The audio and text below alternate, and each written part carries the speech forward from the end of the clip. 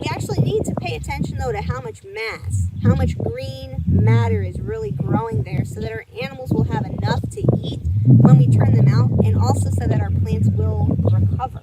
Garth, you're holding something that's a pretty helpful tool for that very task. What do you have in your hands? Yeah, so we have what we call pasture stick. These particular ones were produced by a combination of Ohio State, our local soil and waters, and USDA. What we can do with this stick is estimate available dry matter. It's maybe not a precise as tool as taking samples and drying them and those kind of things, but it's a good enough tool that gives us an idea how much dry matter we have. So what we can do is measure the height of the forage with the ruler here. To get a better estimate of dry matter, we can take the stick, shove it within the sward of forage, and then you can see how many of those dots are visible. We stand above the stick, and for different mixes, different forage species, and depending on the number of the dots we see, that's going to give us an idea of dry matter availability.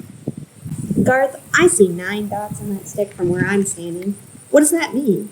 So if we see 3 or more, that's kind of our scale, 0 to 1, 1 to 2, 3 and more.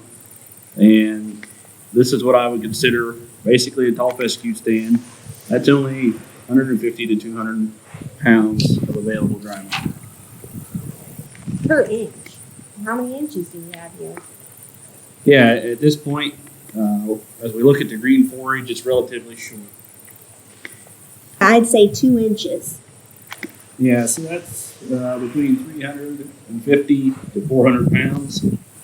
Yeah, it's probably still early to effectively graze, and not only to manage the forage, but to manage the rotation through our paddocks in an efficient manner in terms of forage utilization.